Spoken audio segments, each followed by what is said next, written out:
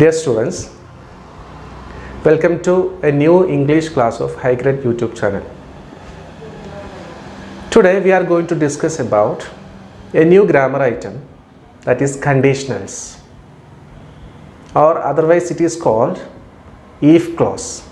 I think all of you are very familiar with these types of grammar item because you have learned all these types of grammar items from the 9th standard onwards. Now we are in the beginning of the 10th standard. This year is a very crucial one for you. So from the beginning, I am going to give you an advice. That is, if you learn well, you will get A+ in the examination. You will get full A+ in the examination. So all of you should ready to get or to score full A+ in the examination. So that is my small advice for you, because you have chance to be prepared well and to write the examination and achieve full mark or full grade, full A+ grade in the examination. You remember what I say now? That sentence, I'll write that sentence on the board. What I say?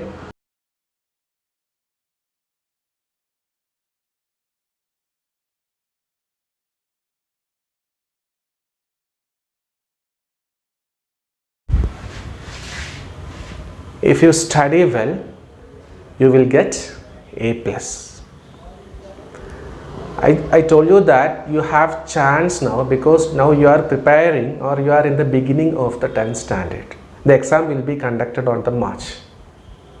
So you have still chance to be prepared well for the examination and to achieve good grades in the examination. And listen to this sentence or look at the sentence. If you study well, you will get A+. If you study well, you will get A+. This sentence has two parts. First part is this, if you study well. In this part, if comes, and in the second part, you will get A+. If എന്ന് പറയുന്നത് നമ്മൾ സാധാരണ സംസാരത്തിൽ ഉപയോഗിക്കുന്ന എങ്കിൽ എന്നാണ് ഇതുകൊണ്ട് അർത്ഥമാക്കുന്നത്. എങ്കിൽ, നീ നന്നായിട്ട് പഠിക്കുകയാണെങ്കിൽ യു വിൽ ഗെറ്റ് A+, നിനക്ക് A+ കിട്ടും. നമ്മളെപ്പോഴും ഉപയോഗിക്കുന്ന വാക്ക് തന്നെയാണ് ഈ എങ്കിൽ എന്നുള്ളത്. അതാണ് നമ്മളിപ്പോൾ പഠിക്കുന്ന conditionals. And as I told you that this sentence has two parts. If you study well, you will get A+. And suppose or imagine that, just imagine that after the examination, after the result has been published, നിങ്ങൾക്ക് നല്ല mark കിട്ടില്ല എന്ന് വെച്ചോളൂ. ഇതിപ്പോൾ നിങ്ങൾ exam എഴുതാൻ പോകുന്ന ആൾക്കാരാണ്, മീൻസ് 10ാം ക്ലാസ് പഠിക്കുന്ന കുട്ടികളാണ്. അപ്പോൾ നന്നായിട്ട് പഠിച്ചാൽ നിങ്ങൾക്ക് A+ കിട്ടുമെന്ന് ഞാൻ നിങ്ങളോട് ഇപ്പോൾ പറയാണ്. ഇനി അൺഫോർച്ചുനേറ്റ്ലി നിങ്ങൾക്ക് പ്രതീക്ഷിച്ച അത്ര സ്കോർ ചെയ്യാൻ പറ്റില്ല എന്ന് വെച്ചോളൂ. എക്സാം കഴിഞ്ഞ ഉടനെ അല്ലെങ്കിൽ നിങ്ങളുടെ റിസൾട്ട് പബ്ലിഷ് ചെയ്ത ഉടനെ ഞാൻ നിങ്ങളെ കാണുകയാണ്. അപ്പോൾ ഞാൻ നിങ്ങളോട് എന്തായിരിക്കും പറയാം? എന്തായിരിക്കും? നിങ്ങൾ നന്നായിട്ട് പഠിച്ചിരുന്നെങ്കിൽ നിങ്ങൾക്ക് A+ കിട്ടുമായിരുന്നു എന്ന് ഞാൻ പറയില്ലേ? If you studied well, you would get A+ എന്ന് ഞാൻ നിങ്ങളോട് പറയായിരുന്നു. If you studied well, you would get A+. What?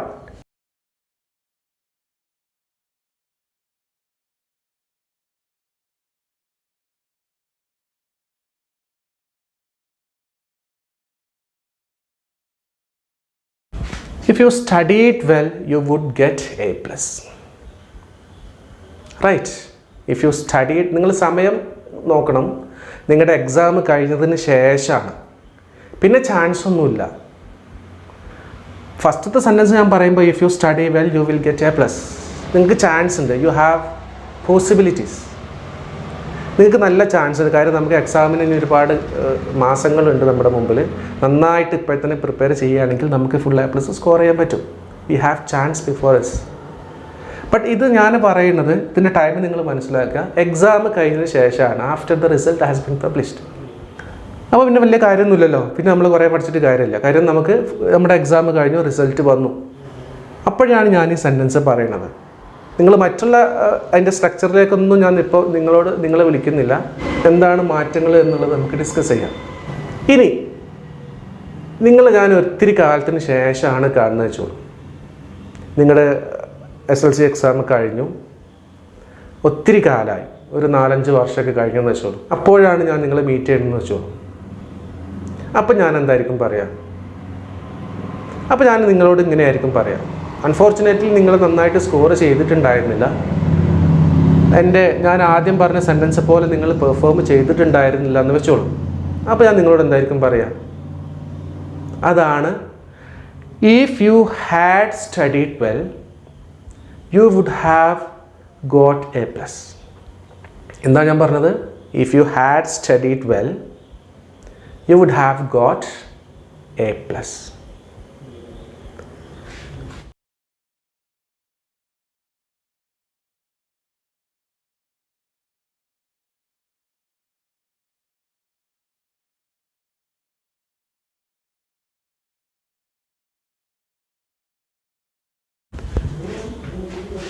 കണ്ടല്ലോ, if you had studied well you would have got A plus. ഒരു കാര്യമില്ല. കാര്യം എക്സാം കഴിഞ്ഞു, 4-5 വർഷമായി, അല്ലെങ്കിൽ ഒരുപാട് കാലമായി. ഇനിയിപ്പോൾ നമ്മൾ ഒരുപാട് അങ്ങ് കുത്തിയിരുന്ന് പഠിച്ചിട്ടൊന്നും വലിയ കാര്യമില്ല. അപ്പോൾ അങ്ങനത്തെ ഒരു സെൻറ്റൻസാണിത്. If you had studied well you would have got A plus. അന്ന് നന്നായിട്ട് പഠിച്ചിട്ടുണ്ടായിരുന്നെങ്കിൽ നിനക്ക് ഫുൾ എ പ്ലസ് സ്കോർ ചെയ്യാമായിരുന്നു. കാര്യങ്ങൾ കയ്യിൽ നിന്നൊക്കെ വിട്ടുപോയതിന് ശേഷമാണ് ഞാൻ ഈ സെൻറ്റൻസ് പറയണത്. ഇനി നിങ്ങൾ ഈ സെൻറ്റൻസിലേക്ക് വരിക. 3 ടൈപ്പ് സെൻറ്റൻസാണ് നമ്മളിവിടെ എഴുതിയത്. First one, if you study well you will get A plus. Then second one, if you studied well you would get A plus. Then third one, if you had studied well you would have got A plus. I told you earlier that these types of sentences has 2 parts. Let us take the first sentence. Take this one. If you studied well, you will get A plus. The first part is this. If you study well. The second part is you will get A plus. You will get A plus. If we take this sentence only, the meaning is not complete. If you study well, നീ നന്നായിട്ട് പഠിച്ചിരുന്നെങ്കിൽ, നീ നന്നായിട്ട് പഠിച്ചാൽ, ആ sentence complete അല്ല. അതിന് ശേഷം വരുമ്പോൾ മാത്രമാണ്, ശേഷം വരുന്ന U will get A plus എന്നുള്ള സെൻറ്റൻസും കൂടെ വരുമ്പോഴാണ്, ഭാഗം കൂടെ വരുമ്പോഴാണ് ആ സെൻറ്റൻസിന് കംപ്ലീറ്റ് മീനിങ് കിട്ടുന്നത്, അല്ലേ? അപ്പോൾ ഈ ഭാഗത്തിന് പറയുന്ന പേരാണ് സബോർഡിനേറ്റ് ക്ലോസ്. എന്താ പറയുക? Subordinate close. നിങ്ങൾ ജസ്റ്റ് മനസ്സിലാക്കി വെച്ചാൽ മതി. സബോർഡിനേറ്റ് ക്ലോസ് എന്നാണ് പറയുക. അല്ലെങ്കിൽ നമുക്ക് ഈഫ് ക്ലോസ് എന്ന് നമുക്ക് ജസ്റ്റ് ഇപ്പോൾ തൽക്കാലം പേരിട്ട് വിളിക്കാം. ഈ ഭാഗത്തിന് പറയുന്ന പേര് ഈഫ് ക്ലോസ്. ഞാനിവിടെ എഴുതുന്നുണ്ട്, ഈഫ് ക്ലോസ്. ഈ ഭാഗത്തിന് നമ്മൾ നമ്മളിപ്പോൾ ഫസ്റ്റ് പാർട്ട് മാത്രമേ എടുക്കുന്നുള്ളൂ. ഈഫ് വരുന്ന ഫസ്റ്റ് സെൻറ്റൻസ് മാത്രമേ നമ്മളിപ്പോൾ എടുക്കുന്നുള്ളൂ. ഈഫ് വരുന്ന ഭാഗത്തിന് നമ്മൾ ഈഫ് ക്ലോസ് എന്ന് പേരിട്ടു, അല്ലെങ്കിൽ സബോർഡിനേറ്റ് ക്ലോസ് എന്ന് വിളിക്കുന്നു. അതിന് ശേഷം വരുന്ന sentence U will get A plus. U will get A plus.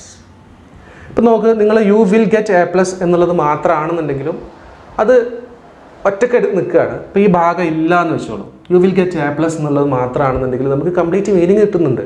നിനക്ക് ഫുൾ എ പ്ലസ് കിട്ടും. ഒരു കംപ്ലീറ്റ് സെൻറ്റൻസ് ആണത്. പക്ഷേ ഇത് ഈ ഭാഗത്തിൻ്റെ കേസ് വെച്ച് നോക്കുമ്പോൾ ഈ സെൻറ്റൻസ് മാത്രമാണെങ്കിൽ നമുക്ക് ഈ ഭാഗം ഇല്ലാതെ ഇതിൻ്റെ മീനിങ് നമുക്ക് മൊത്തത്തിൽ കിട്ടില്ല, സെൻറ്റൻസിന് മൊത്തം കിട്ടില്ല. പക്ഷേ ഈ ഭാഗം മാത്രമാണെങ്കിൽ U will get A plus എന്നാൽ നമുക്ക് കംപ്ലീറ്റ് മീനിങ് കിട്ടും. അതുകൊണ്ട് നമ്മൾക്ക് ആ ഭാഗത്തിന് മെയിൻ ക്ലോസ് എന്ന് പറയുന്നു.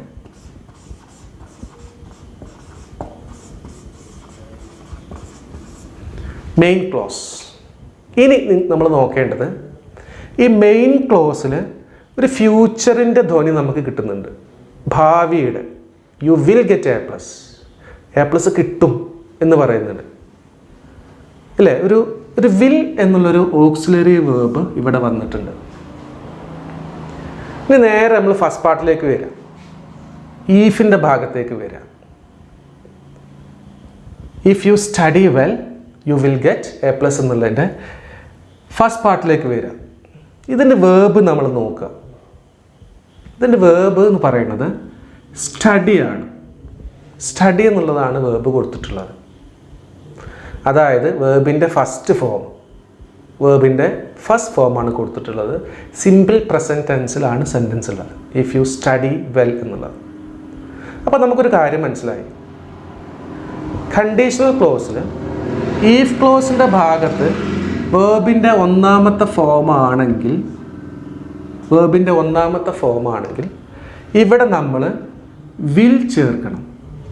ഫ്യൂച്ചർ ഓക്സിലറി വേർബായിട്ടുള്ള വിൽ അവിടെ വന്നിട്ടുണ്ട്. ഒരു പക്ഷേ വില്ലിന് പകരം ചില സമയങ്ങളിൽ ഷാൽ വരും, ക്യാൻ വരും, മേ വരും. ഏതൊക്കെ വരും? വില്ല് വരാം, ഷാൽ വരാം, മേ വരാം, ക്യാൻ വരാം. എല്ലാം ഫ്യൂച്ചറിനെ കാണിക്കുന്ന ഓക്സിലറി വേർബ്സ് ആണ്. നമ്മൾ പഠിച്ചിട്ടുണ്ട്, നമുക്ക് അറിയുന്നതാണ്. അപ്പോൾ ഇവിടെ വേർബിൻ്റെ ഫസ്റ്റ് ഫോം വരുമ്പോൾ ഇവിടെ നമുക്ക് വിൽ എന്നുള്ള ഓക്സിലറി വേർബ് വരുന്നു. അത് നമുക്ക് കൂടുതൽ എക്സാമ്പിൾ ചെയ്യുമ്പോൾ കുറച്ചുകൂടെ കാര്യങ്ങൾ നമുക്ക് മനസ്സിലാവും. എക്സാമ്പിൾ ഞാൻ തരാം. ഇനി നമ്മൾ now we are going to the second type of the sentence, conditionals. That is if you studied well you would get A plus. ഇനി നിങ്ങളൊന്ന് ആദ്യത്തെ സെൻറ്റൻസും രണ്ടാമത്തെ സെൻറ്റൻസും ഒന്ന് കമ്പയർ ചെയ്ത് നോക്ക്. എന്തൊക്കെ മാറ്റങ്ങളാണ് വന്നിട്ടുള്ളതെന്ന് ശ്രദ്ധിച്ച് നോക്ക്. നമുക്ക് വളരെ ഈസി ആയിട്ട് മനസ്സിലാക്കാൻ പറ്റും. മൂന്നും ഒരേ സെൻറ്റൻസുകളാണ്, പക്ഷേ സ്ട്രക്ചറിൽ ചെറിയ ചെറിയ മാറ്റങ്ങൾ വരുത്തിയിട്ടുണ്ട്. ഞാൻ പറയുന്ന രീതിക്കനുസരിച്ച് പറയുന്ന ടൈമിനനുസരിച്ച് അതിൻ്റെ ചില മാറ്റങ്ങൾ വന്നിട്ടുണ്ട്.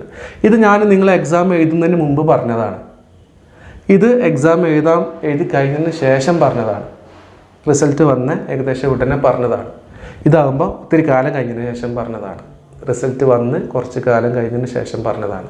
അപ്പോൾ അതിൽ ചെറിയ ചെറിയ മാറ്റങ്ങൾ നമുക്ക് ശരിക്കും ശ്രദ്ധിച്ചാൽ കാണാൻ പറ്റും. ഒന്ന് ശ്രദ്ധിച്ച് നോക്ക്. ഇവിടെ നമ്മൾ സ്റ്റഡി എന്നുള്ള വേർബ് രണ്ടാമത്തെ ടൈപ്പിലേക്ക് വരുമ്പോൾ എക്സാം കഴിഞ്ഞതിന് ശേഷം ആണ് ഞാൻ നിങ്ങളോട് പറയണമെന്നാണ് ഞാൻ നേരത്തെ പറഞ്ഞത്. ആ സമയത്തേക്ക് വരുമ്പോൾ ഇവിടെ സ്റ്റഡീഡ് എന്നായി മാറിയിട്ടുണ്ട്. സ്റ്റഡി എന്നുള്ള വേർബിൻ്റെ രണ്ടാമത്തെ ഫോമാണ് നമ്മൾ ഉപയോഗിച്ചത്. പാസ്റ്റ് ഫോമാണ് നമ്മൾ ഉപയോഗിച്ചത്. Listen, studied. ഇവിടെ നമ്മൾ വേർബിൻ്റെ രണ്ടാമത്തെ ഫോമാണ് ഉപയോഗിച്ചത്. കാര്യമൊന്നുമില്ല. ഈ സെൻറ്റൻസ് പറഞ്ഞിട്ട് എക്സാമൊക്കെ കഴിഞ്ഞതാണ്, നമ്മളിനി കുറേ ഇരുന്ന് പഠിച്ചിട്ട് നമുക്ക് ഫുൾ എ പ്ലസ് കിട്ടാൻ പോകണമെന്നില്ല. അപ്പോൾ ഇവിടെ സ്റ്റഡീഡ് എന്നാണ് ഉപയോഗിച്ചിട്ടുള്ളത്. നീ നന്നായിട്ട് പഠിച്ചിരുന്നെങ്കിൽ, ഇവിടെ പഠിച്ചാൽ എന്നാണ് പറഞ്ഞത്, ഇവിടെ പഠിച്ചിരുന്നെങ്കിൽ എന്നാണ് പറഞ്ഞത്. You would get A plus. ആ വില്ല് നേരെ എന്തായിട്ട് മാറി? വുഡായിട്ട് മാറി. ഇവിടെ V2 വന്നപ്പോൾ നമ്മുടെ മെയിൻ ക്ലോസിൽ വുഡായിട്ട് മാറി അല്ലേ? ഇതാണ് രണ്ടാമത്തെ സെൻറ്റൻസിൽ മാറ്റം വന്നത്. ഇനി now we are taking the third type of sentence, that is if you had studied well you would have got A plus. മൂന്നാമത്തെ ടൈപ്പിലേക്ക് നമ്മൾ വരുമ്പം ഇഫ് യു ഹാഡ് സ്റ്റഡീഡ്, ഞാൻ പറഞ്ഞു സമയം ഞാൻ നേരത്തെ പറഞ്ഞതാണ്, ഒത്തിരി കാലത്തിന് ശേഷമാണ് നമ്മളിത് പറയണത്. ഞാൻ നിങ്ങളെ മീറ്റ് ചെയ്യുന്നത് ഒരു കുറേ കാലത്തിന് ശേഷമാണ്, 1 വർഷമോ 2 വർഷമൊക്കെ കഴിഞ്ഞതിന് ശേഷമാണ് ഞാൻ നിങ്ങളെ മീറ്റ് ചെയ്യുന്നതെന്ന് വെച്ചോളൂ, അല്ലെങ്കിൽ നമ്മൾ തമ്മിൽ കണ്ടുമുട്ടുന്നതെന്ന് വെച്ചോളൂ. നിങ്ങളന്ന് നന്നായിട്ട് സ്കോർ ചെയ്തിട്ടുണ്ടായിരുന്നില്ല. അപ്പോൾ ഞാൻ നിങ്ങളോട് ഇതായിരിക്കും പറയാം, if you had studied well you would have got A plus എന്നുള്ളത്. ഹാഡ് സ്റ്റഡീഡ് എന്ന് ഇവിടെ പറഞ്ഞു. ഹാഡ് സ്റ്റഡീഡ്, പഠിച്ചിട്ടുണ്ടായിരുന്നെങ്കിൽ. പാസ്റ്റ് പെർഫെക്റ്റ് ആണ് നമ്മൾ ഉപയോഗിച്ചത്. Past perfect. കാര്യം ഒത്തിരി കാലമായല്ലോ, അതുകൊണ്ടാണ് നമ്മൾ അങ്ങനെ ഉപയോഗിച്ചത്. ഹാഡ് ഉപയോഗിച്ചിട്ടുണ്ട്, ഇവിടെ സ്റ്റഡീഡ് എന്ന് ഉപയോഗിച്ചിട്ടുണ്ട്. ഇത് വെർബ്, ഇവിടെ സ്റ്റഡീഡ് വെർബിൻ്റെ രണ്ടാമത്തെ ഫോമാണ്. പക്ഷേ ഇവിടെ നമ്മൾ മനസ്സിലാക്കണം ഇത് വെർബിൻ്റെ മൂന്നാമത്തെ ഫോമാണ് എന്നുള്ളത്. എങ്ങനെ നമുക്ക് പെട്ടെന്ന് മനസ്സിലാവും? സ്റ്റഡീഡും സെയിം ആണ്, സെയിം സ്പെല്ലിംഗ് ആണ്. പക്ഷെ നമുക്കത് വെർബിൻ്റെ മൂന്നാമത്തെ ഫോമാണെന്ന് എങ്ങനെ മനസ്സിലാക്കാൻ പറ്റുക? അതിനാണ് നമ്മളിവിടെ ഹാഡിന് ശേഷം എപ്പോഴും വെർബിൻ്റെ ഹാഡ്, ഹാസ്, ഹാവ് ഇവക്കൊക്കെ ശേഷം എപ്പോഴും വെർബിൻ്റെ മൂന്നാമത്തെ ഫോമേ നമ്മൾ ഉപയോഗിക്കുകയുള്ളൂ. തേർഡ് ഫോം ഓഫ് ദ വെർബാണ് ഇവിടെ ഉപയോഗിച്ചിട്ടുള്ളത്. If you had studied well, നന്നായിട്ട് പഠിച്ചിട്ടുണ്ടായിരുന്നെങ്കിൽ, you would have got A plus. ഇവിടുത്തെ മാറ്റം വന്ന് നോക്ക്. വുഡ് വന്നിട്ടുണ്ട്, പ്ലസ് ഹാവ് വന്നിട്ടുണ്ട്, പ്ലസ് V3 വന്നിട്ടുണ്ട്. വെർബിൻ്റെ മൂന്നാമത്തെ ഫോമാണ് ഇവിടെ ഉപയോഗിച്ചത്. ഇതിൻ്റെ മുമ്പത്തെ രണ്ട് സെൻറ്റൻസിൽ നമ്മൾ വെർബിൻ്റെ ഒന്നാമത്തെ ഫോമാണ് ഉപയോഗിച്ചത്. ഗെറ്റ് വെർബിൻ്റെ ഒന്നാമത്തെ ഫോമാണല്ലോ നമ്മൾ ഉപയോഗിച്ചത്. പക്ഷെ തേർഡ് ടൈപ്പിൽ, മൂന്നാമത്തെ ടൈപ്പിലേക്ക് വരുമ്പോൾ നമ്മൾ വെർബിൻ്റെ മൂന്നാമത്തെ ഫോമാണ് ഉപയോഗിക്കുന്നത്. യു വുഡ് ഹാവ്, ഇവിടെ ഹാവ് ഉണ്ട്, അതുകൊണ്ടാണ് ഇവിടെ നമ്മൾ ഗോട്ട് ഉപയോഗിച്ചത്. You would have got A plus എന്നുള്ള സെൻറ്റൻസ് നമ്മൾ അല്ലെങ്കിൽ ടൈപ്പ് നമ്മൾ ചെയ്യണം. അപ്പോൾ ഇതിനൊരു കാര്യമില്ല, നമ്മൾ ഇതിന് if you had studied well you would have got A plus നമ്മൾ പറഞ്ഞുകൊണ്ട് വലിയ കാര്യമൊന്നുമില്ല. കാര്യം നമ്മുടെ എക്സാമൊക്കെ എന്നോ കഴിഞ്ഞ് പോയതാണ്. പക്ഷെ നമുക്ക് അന്ന് സ്കോർ ചെയ്യാൻ പറ്റില്ല. പക്ഷെ നിങ്ങളോട് പറയുമ്പോൾ നന്നായിട്ട് അന്ന് പഠിച്ചിട്ടുണ്ടായിരുന്നെങ്കിൽ എനിക്ക് നന്നായിട്ട് സ്കോർ ചെയ്യാമായിരുന്നില്ല എന്നുള്ളതാണ് ഞാൻ നിങ്ങളോട് പറയാം. Now we have familiar with these three types of conditional sentences. Now we have one more type of sentence to be learned. ചില സമയങ്ങളിൽ ചില സത്യങ്ങൾ, ജനറൽ ട്രൂത്ത് എന്ന് പറയുന്ന ചില കാര്യങ്ങളുണ്ട്. അതിന് ഒരു മാറ്റങ്ങളും വരില്ല. ഒരു മാറ്റങ്ങളും വരാത്ത, ഇപ്പം നമ്മൾ രണ്ട് പാർട്ടാക്കി എടുത്തു. ഒന്ന് ഈഫ് ക്ലോസ് എന്നുള്ള ഭാഗം, രണ്ട് മെയിൻ ക്ലോസ് എന്നുള്ള ഭാഗം. ഈഫ് ക്ലോസിലും മെയിൻ ക്ലോസിലും മാറ്റങ്ങളൊന്നും വരാതെ, അല്ലെങ്കിൽ മെയിൻ ക്ലോസിൽ ഒരു മാറ്റവും വരാത്ത ചില സെൻറ്റൻസുകളുണ്ട്. അതായത് ജനറൽ ട്രൂത്ത് പറയുമ്പോഴുള്ള ചില സെൻറ്റൻസുകളിൽ നമ്മൾ ഒരു മാറ്റവും വരുത്താറില്ല. വില്ല് ചേർക്കാറില്ല, വുഡ് ചേർക്കാറില്ല, അല്ലെങ്കിൽ വുഡ് ഹാവ് പ്ലസ് V3 നമ്മൾ ചേർക്കാത്ത ചില സെൻറ്റൻസുകളുണ്ട്. ഒരു എക്സാമ്പിൾ പറയുമ്പോൾ നിങ്ങൾക്ക് കൂടുതൽ വ്യക്തമാവും.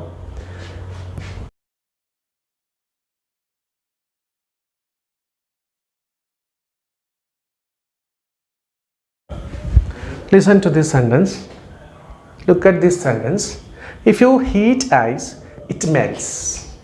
It is a general truth. നമുക്കറിയാം ഐസ് നമ്മൾ ചൂടാക്കുകയാണെങ്കിൽ അത് മെൽറ്റ് ചെയ്യും. ഇറ്റ് വിൽ മെൽറ്റ് നമ്മൾ പറയേണ്ട ആവശ്യമായിട്ട് വരുന്നില്ല. കാരണം അതൊരു ജനറൽ ട്രൂത്താണ്. If you heat ice it melts. നമ്മളിവിടെ വില്ല് കൂട്ടിച്ചേർത്തില്ലല്ലോ, അതിൻ്റെ ആവശ്യമില്ല. നമ്മൾ ഇവിടെ സിമ്പിൾ പ്രസൻറ്റ് ടെൻസ് ആണ്, അതായത് വെർബിൻ്റെ ഒന്നാമത്തെ ഫോമാണ് ഉപയോഗിച്ചിട്ടുള്ളത്. മെൽസ് എന്നുള്ള വെർബ് നമ്മൾ വെർബിൻ്റെ ഒന്നാമത്തെ ഫോമാണ് ഉപയോഗിച്ചിട്ടുള്ളത്. ഇതിൽ നമ്മൾ ഇവിടെ വില്ല് ചേർക്കേണ്ട ഒരു ആവശ്യമില്ല. ഞാൻ പറഞ്ഞില്ലേ, കാര്യം ഇതാണ്, ജനറൽ ട്രൂത്ത് ആയതുകൊണ്ട്. I will give you one more example.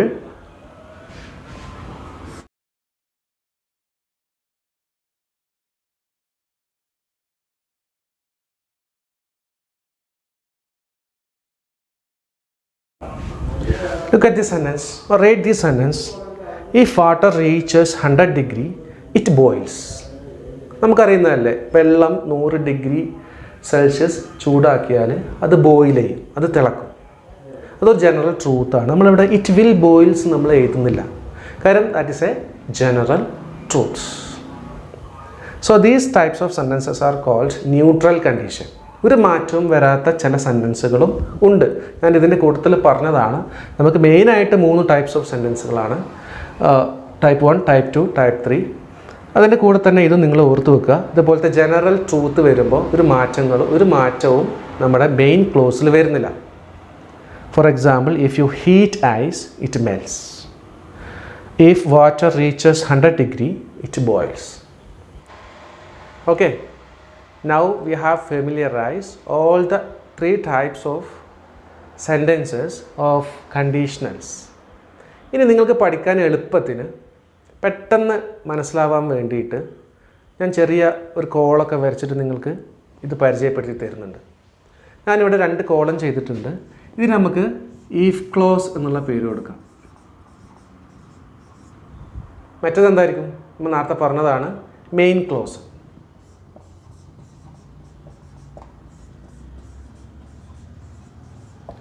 അപ്പോൾ നമ്മൾ കുറച്ച് മുമ്പ് അല്ലെങ്കിൽ നേരത്തെ 3 ടൈപ്പ് ഓഫ് സെൻറ്റൻസുകൾ നമ്മൾ കണ്ടിട്ടുണ്ടായിരുന്നു. അത് വീണ്ടും ഞാനിവിടെ റിപ്പീറ്റ് ചെയ്യുന്നില്ല. പക്ഷെ അതിൽ വരുന്ന മാറ്റങ്ങൾ മാത്രം നമുക്കിവിടെ ഇങ്ങനെ കോളത്തിൽ ചെയ്തു വെച്ചാൽ നിങ്ങൾക്ക് പഠിക്കാൻ വളരെ ഈസി ആയിട്ട് തോന്നും. അപ്പോൾ അത് മാത്രമാണ് ഞാൻ ചെയ്യുന്നത്. ഇപ്പോൾ ഈഫ് ക്ലോസിൽ വെർബിൻ്റെ ഒന്നാമത്തെ ഫോമാണ് വരുന്നതെങ്കിൽ, അതായത് സിമ്പിൾ പ്രസൻ്റ് ആണെങ്കിൽ, വെർബിൻ്റെ ഒന്നാമത്തെ ഫോം എന്ന് പറയുമ്പോൾ simple present tense, simple present tense ആണ് വരുന്നതെന്നുണ്ടെങ്കിൽ മെയിൻ ക്ലോസിൽ ആദ്യം സബ്ജക്റ്റ് വരും. സബ്ജക്റ്റ് പ്ലസ് വില്ല് വെച്ചിട്ടാണ് തുടങ്ങുക. വില്ലല്ലെങ്കിൽ ഷാൽ വരാം, ഓർ ക്യാൻ വരാം, ഓർ മേ വരാം. എല്ലാം ഫ്യൂച്ചറിനെ കാണിക്കുന്നതാണ്. വില്ലാണെങ്കിലും ഷാലാണെങ്കിലും ക്യാൻ ആണെങ്കിലും മേ ആണെങ്കിലും ഫ്യൂച്ചറിനെ കാണിക്കുന്നതാണ് ഈ types of auxiliary verbs. Will, shall, can, may ഇതെല്ലാം ഫ്യൂച്ചറിനെ കാണിക്കുന്നതാണ്. ഇതാണ് ടൈപ്പ് 1. നമ്മൾ ആദ്യം പഠിച്ച ടൈപ്പ് 1. അപ്പോൾ ഇത് നമ്മളിവിടെ നേരത്തെ എക്സാമ്പിൾ ചെയ്തിട്ടുണ്ട്. ആ എക്സാമ്പിൾ ഞാൻ ഒന്നും കൂടെ റിപ്പീറ്റ് ചെയ്യുന്നില്ല. നിങ്ങൾ കോളം വരച്ച് ചെയ്യുമ്പോൾ നിങ്ങളങ്ങനെ നോട്ട്ബുക്കിലേക്ക് മാറ്റിയിട്ട് ചെയ്യാം, അല്ലെങ്കിൽ നിങ്ങൾ എഴുതി വെച്ചിട്ട് ചെയ്താൽ മതി. ദെൻ ടൈപ്പ് 2-ൽ ഞാൻ പറഞ്ഞു, ടൈപ്പ് 2-ൽ വെർബിൻ്റെ രണ്ടാമത്തെ ഫോമാണ് വരിക, അതായത് simple past.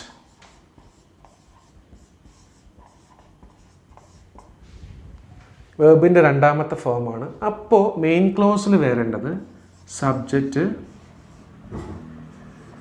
Would or should, could, might, ഇത്രയാണ് വരും. ഇവിടെ വെർബിൻ്റെ രണ്ടാമത്തെ ഫോം വരുമ്പോൾ സബ്ജക്റ്റിന് ശേഷം വുഡ്, ഷുഡ്, കുഡ്, മൈറ്റ് എന്നിവ വരും. ഇനി നമ്മൾ മൂന്നാമത്തെ ടൈപ്പിലേക്ക് പോകുമ്പോൾ നമ്മുടെ ഈഫ് ക്ലോസിൽ ഫസ്റ്റ് പാർട്ടിൽ ഹാഡ് പ്ലസ് വെർബിൻ്റെ മൂന്നാമത്തെ ഫോം, അതായത് past perfect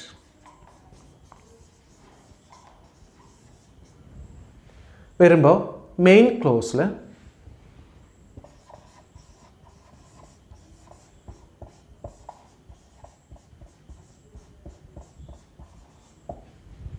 would plus have plus V3 വരും. ഇത്രയും കാര്യങ്ങളാണ് നമ്മൾ പഠിച്ചത്. ഈ റൂൾസ് നമ്മൾ പഠിച്ചു വെച്ചാൽ നമുക്ക് ഈ 3 ടൈപ്സ് ഓഫ് സെൻറ്റൻസുകളും വളരെ ഈസി ആയിട്ട് നമുക്ക് നമ്മുടെ മൈൻഡിൽ നിൽക്കും, നമുക്ക് പെട്ടെന്ന് തന്നെ മനസ്സിലാവും. ഇനി ഒരു കാര്യം കൂടെ പറയാനുള്ളത്, ഈഫ് ക്ലോസ് തന്നെ ഫസ്റ്റിൽ വരണമെന്നില്ല. മെയിൻ ക്ലോസ് ഫസ്റ്റിൽ വന്നിട്ട് ഈഫ് ക്ലോസ് പിന്നീട് വന്നാലും സെൻറ്റൻസിന് പ്രശ്നങ്ങളൊന്നുമില്ല. ഇപ്പോൾ if you study well you will get A+ എന്നുള്ളത് U will get A+ if you study well എന്ന് പറഞ്ഞാലും ഒരു പ്രശ്നം നമുക്ക് സംഭവിക്കുന്നില്ല. മെയിൻ ക്ലോസ് ആദ്യം വരാം, ഇഫ് ക്ലോസ് അവസാനം വരാം. ഞാൻ പറഞ്ഞില്ലേ, if you study well you will get A+ എന്നുള്ളത് U will get A+ if you study well എന്നുള്ളതും നമുക്ക് ചെയ്യാൻ പറ്റും. അത് ആദ്യം ഇഫ് ക്ലോസ് വരാം, പിന്നീട് മെയിൻ ക്ലോസ് വരാം, അല്ലെങ്കിൽ ആദ്യം മെയിൻ ക്ലോസ് വരാം, പിന്നീട് ഇഫ് ക്ലോസ് വരാം. ഇങ്ങനെയും സംഭവിക്കാം.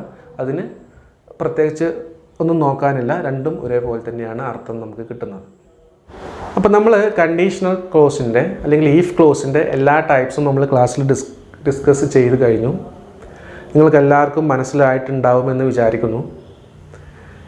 ഇനി എല്ലാവരും നന്നായിട്ട് ശ്രദ്ധിച്ച് കേട്ട് പഠിച്ചു വെക്കുക. കുറച്ച് എക്സാമ്പിൾസ് നമ്മുടെ ഡിസ്ക്രിപ്ഷനിൽ ഞാൻ ഇട്ടിട്ടുണ്ട്, അത് നന്നായിട്ട് ചെയ്ത് നോക്കുക. ഈ ക്ലാസ് കണ്ടീഷണൽ ക്ലോസിൻ്റെ ഈ ക്ലാസ് ഇവിടെ അവസാനിക്കുകയാണ്. വീണ്ടും നമുക്ക് വേറൊരു ചാപ്റ്ററുമായിട്ട് വേറൊരു ക്ലാസ്സുമായിട്ട് കണ്ടുമുട്ടാം. അതുവരേക്കും ബൈ, താങ്ക്സ്.